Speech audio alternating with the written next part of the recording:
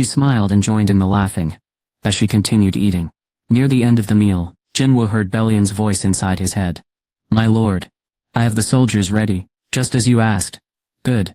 Uru spoke as if he was waiting for Bellion to finish. "My king, we have also prepared a place for you to stay." "I understand." "Thank you." Jinwoo didn't really expect that. Still, he slowly stood up after they finished talking. "I am finished eating." As he started to clear the table, Jinwoo stopped when he heard a sound outside. It sounded like 4 people were walking toward them. He could hear their hearts beating quickly. Jinwoo didn't really care, but he noticed all 4 people seemed normal, not hunters. He wondered what they were doing there. It was strange because no thief would try to rob an S-rank hunter. Also, security guards assigned by President Wu were watching the building entrance, so reporters couldn't get inside. Jinwoo was confused when the doorbell rang. "Ding dong. Let me get it," he said, stopping his mother from standing up and walking to the door. It was Kerchak. Jinwoo opened the door and saw 3 strong young men wearing black clothes. They didn't seem like they worked for the Hunter Command Center. Jinwoo looked closely at what they were wearing. "What brings you here?" The 3 young men moved aside for an older man. "Hunter Sung, I'm sorry for visiting without letting you know, but could we please talk?" Jinwoo was surprised. "Chairman Yu." The chairman didn't look very good. Whatever he needed to discuss couldn't be talked about here. Jinwoo thought about his mom and sister as he looked toward the kitchen table. Then he turned back to Chairman Yu. Chairman Yu was worried and waited for Jinwoo to answer. Jinwoo thought about it for a moment before he spoke. As long as it's a private place, the chairman smiled with relief. "Then I will take you somewhere peaceful. Please come with me." Jinwoo went back inside to tell his mother and get a jacket. He then followed Chairman Yu and his helpers to the building's lobby. Just as he thought, reporters were waiting right outside the entrance. The chairman might have had the 3 bodyguards with him to help him move through the crowd. The reporters shouted as they pushed and struggled with the people from the security team. "Why are you letting the chairman of Yujin Construction through but not us?" they asked. "That doesn't make sense. You said Chairman Yu was a visitor of Hunter Sung's. So why can't we be visitors too?" "Okay, we're visitors. Are you happy now?" "Oh great. The main person who gives money to the group is okay, but not reporters." The reporters kept pushing so hard, they almost knocked people over. They were lucky the reporters were hunters. "Please move aside." The surveillance team was starting to feel like they couldn't handle all the reporters. Hunter Sung said no interviews. "I said move aside. You need permission from the group to see Hunter Sung." Because they couldn't use their powers on regular people, the surveillance team had trouble controlling the reporters. Feeling sorry for the reporters, Jinwoo decided to do something himself. "What's happening?" The reporters suddenly found themselves lifted into the air. "Help!" This time, Jinwoo raised the reporters 10 meters high. As he walked out of the building, the hunters cheered for him. "Hunter Sung, sir.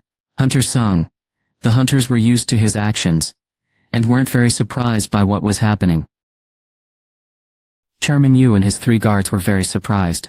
"Wow," Chairman Yu said, looking at the reporters who were floating in the air. He actually felt sorry for them, and their faces were turning white.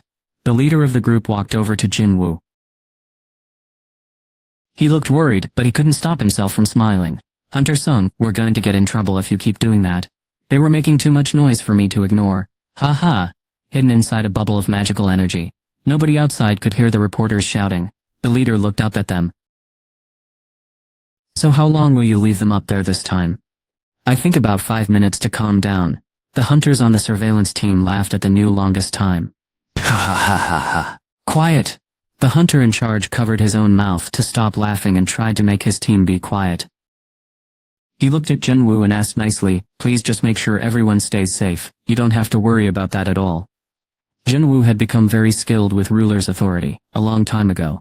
This skill let him control energy like moving something with his own hands.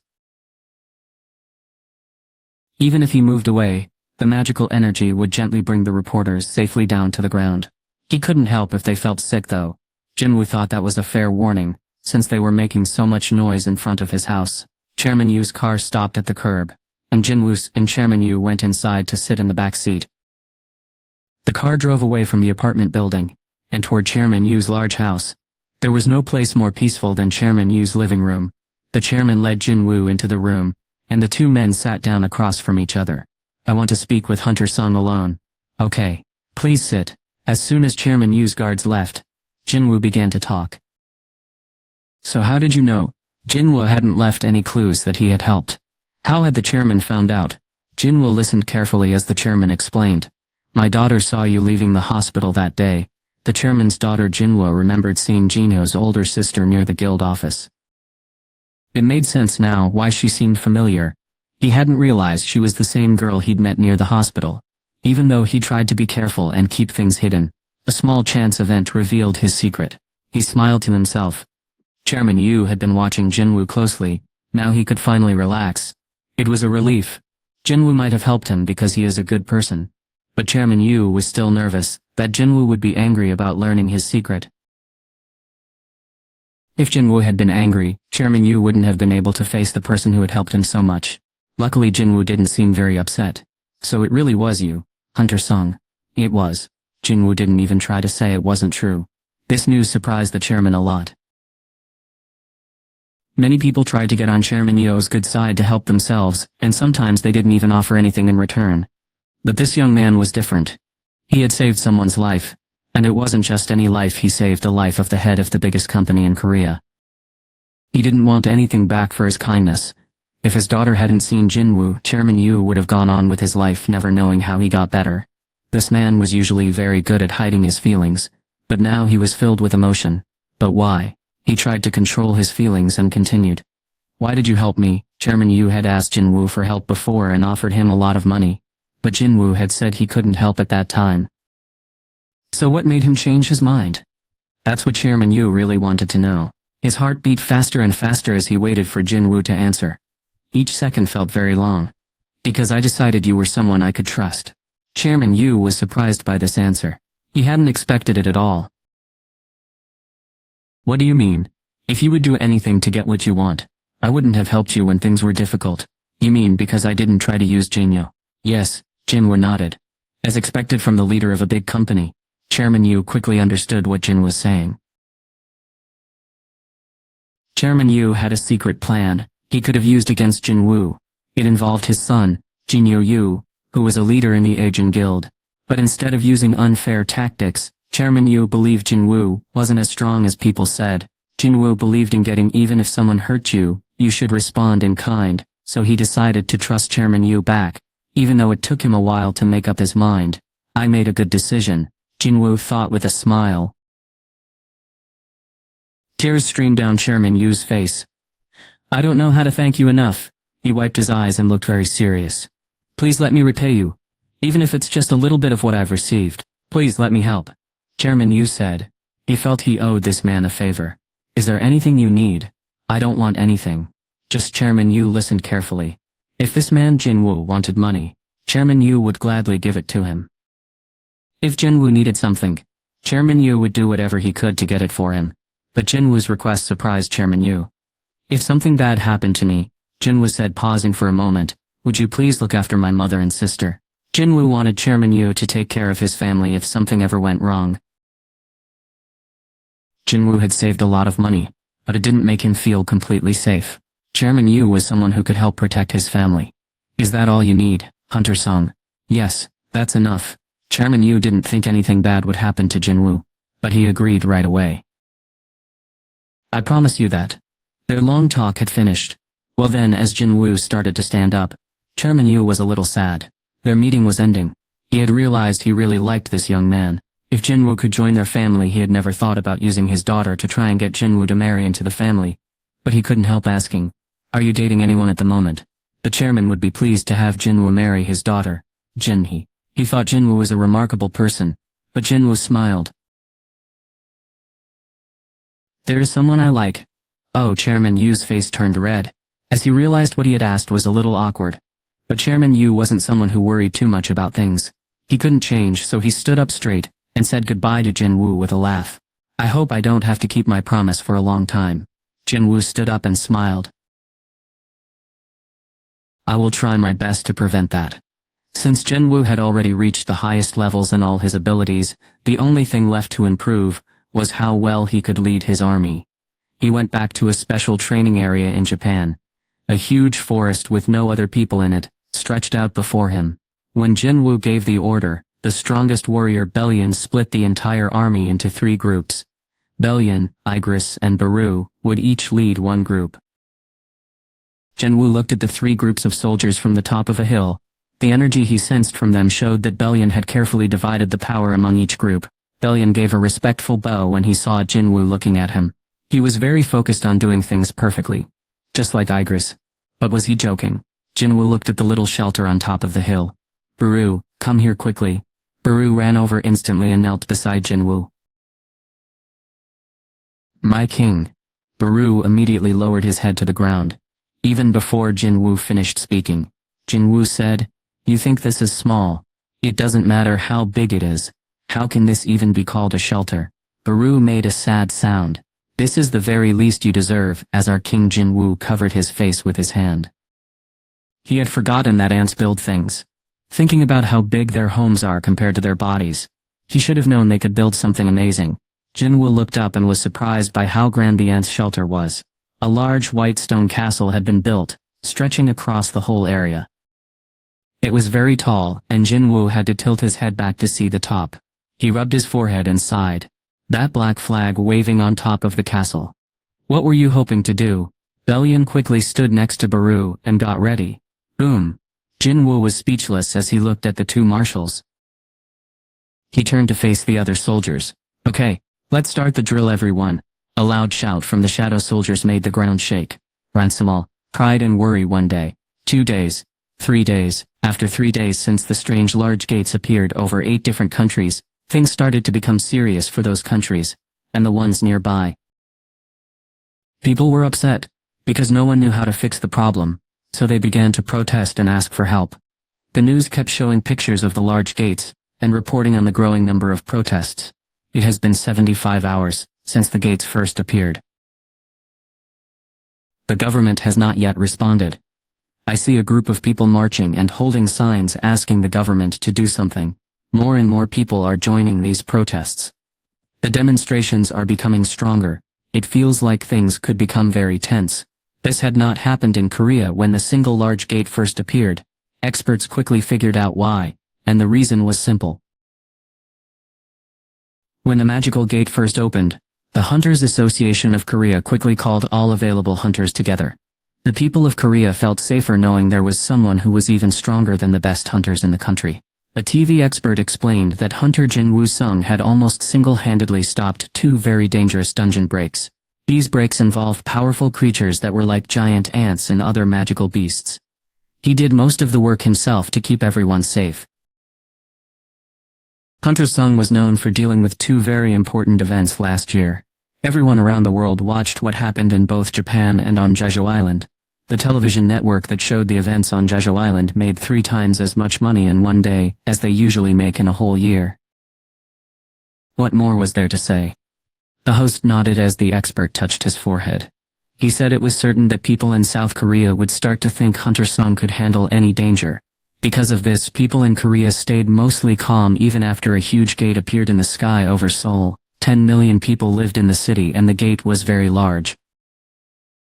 The speaker finished by saying how wonderful it was for Korea to have Hunter Sung. Not every country was so fortunate.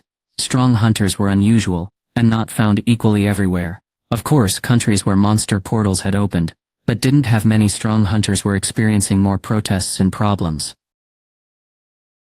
People were asking for the best hunters to join the fight, even if it meant everyone had to pay more taxes. Rich people who usually didn't like paying taxes even offered money to help their country.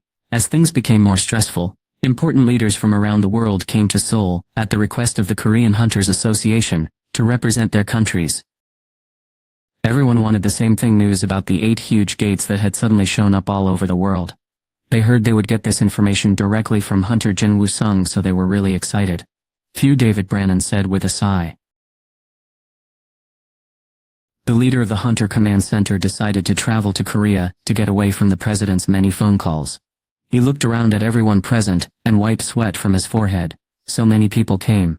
It's amazing. There were presidents, important leaders from different countries, heads of hunter groups, and leaders of hunter organizations.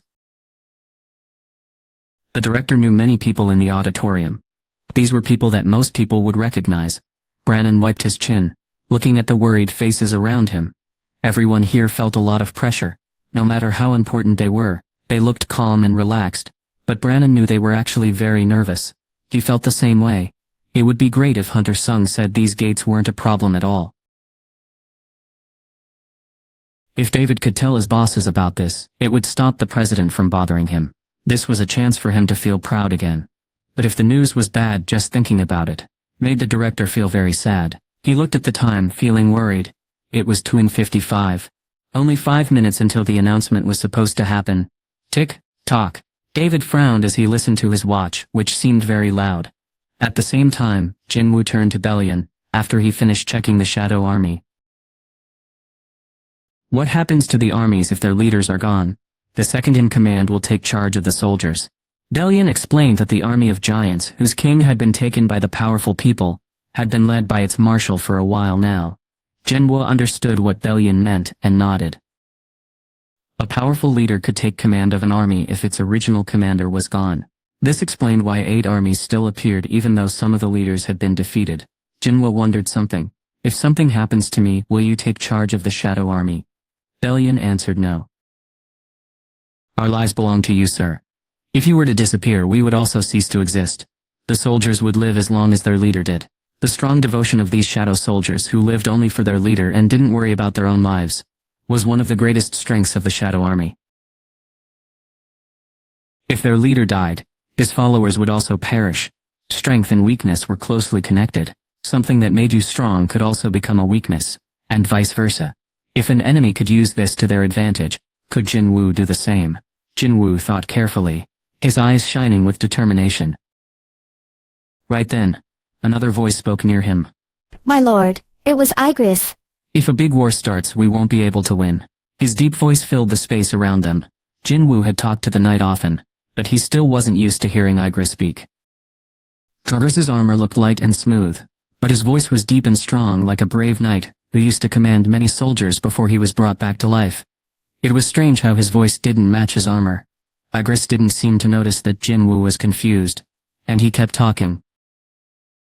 The last Shadow Monarch didn't care much about the war that was coming, and let his army get weak. But these monarchs have been working hard to keep their army strong all along. How much stronger do you think they are? Bellion answered the question. We don't know exactly, but it will be at least 100 times bigger.